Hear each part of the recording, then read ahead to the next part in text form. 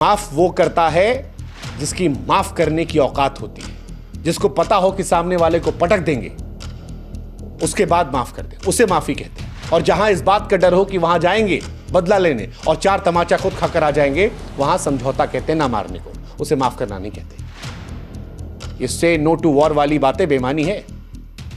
शांति चाहिए, लेकिन शांति अगर केवल एक आदमी को चाहिए तो वो कमजोरी मानी जाती है। और आज भारत कमजोर नहीं है। आज भारत कह रहा है कि एक गाल पे तमाचा मारोगे तो तुम्हारे मुंह पे ईंटा उठा मारेंगे। इसलिए पाकिस्तान जवान लौटा के गया है। भारत ने कोई शर्त नहीं रखी। भारत ने तो नहीं लौटाया पानी, भारत ने तो नहीं बदली पॉलिसीज, भारत ने नहीं डिस्टेल स्ट्राइक हटाई। पाकिस्तान ने इसलिए किया क्योंकि पाकिस्तान चाहता है भारत चाहे जैसे शांत हो जाए, शांत हो जाए। और यह शांति डर से चाहता है। और जिन्हें फिर भी मुगालता है कि पाकिस्तान बदल गया है, आज उनको हम सौरभ कालिया की कहानी सुना देते हैं। शायद शर्म के मारे फिर आपको पाकिस्तान की मोहब्बत जो है वो खत्म हो जाए।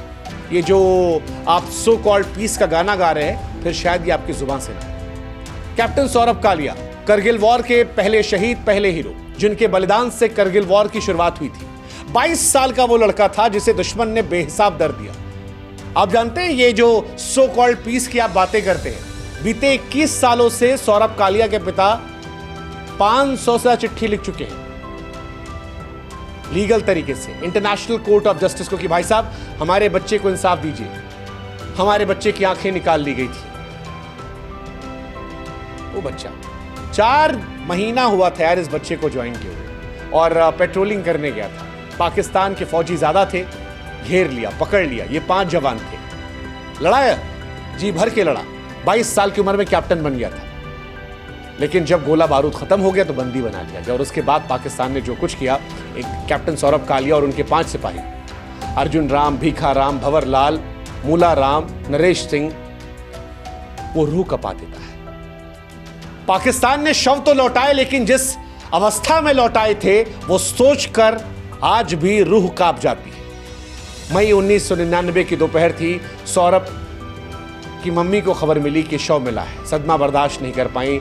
भाई वैभव शव देखने पहुंचा और समझ में नहीं आ रहा था कि 5 में सौरभ कालिया कौन है, क्योंकि पाकिस्तान ने जो शव लौटाया था उसमें ना आंख बची थी, ना कान बचा था, सब अंधा कर दिया था। शरीर में इतनी जगह रॉड घुसेड़ी थी कि शरीर में गड्ढा ज्यादा नजर आ रहा था, शरीर नहीं पता लग रहा था। आप जानते हैं उसके भाई ने पहचाना कैसे? उसके भाई ने कहा कि वैभव और सौरभ की आईब्रो एक तरह थी, जो भौ होती है। आंखें गायब, चेहरा गायब, दांत गायब।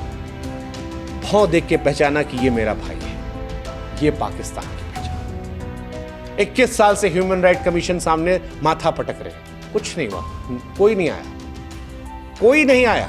और ये पाकिस्तान की इकलौती कहानी नहीं है सौरभ कालिया की। पाकिस्तान के ऐसे चेहरे कई बार दिखे। सौरभ कालिया, उनके 5 साथियों के साथ ही हुआ सुनियोजित क्रूरता। इसके बाद 2000 में कुपवाड़ा में जवान का गला काटा गया। आतंकवादियों ने सेना के एक जवान को पकड़ा, उसका शव मिला तो गला कटा हुआ था। साथ में एक चिट्ठी लिखी थी जिसमें धमकी दी गई थी, भारत को औकात में रहने की बात की गई थी। 2013 में मेंढर में हेमराज और सुधाकर की हत्या हुई थी। पाकिस्तानी सेना की बॉर्डर एक्शन टीम बैट ने भारतीय सेना की पेट्रोलिंग पार्टी पर हमला किया। लांस नायक हेमराज, सुधाकर सिंह शहीद हो गए। हैरानी की बात यह थी कि जब पाकिस्तान की फौज ने शरीर लौटाया तो सर काट कर लौटाया था। शव पर यातनाओं के निशान दिख रहे थे। पूरे देश को इस घटना ने झकझोर दिया था। पाकिस्तान ने अंतर्राष्ट्रीय दबाव में सिर लौटाया, लेकिन इस बर्बरता कोई जवाब नहीं दिया।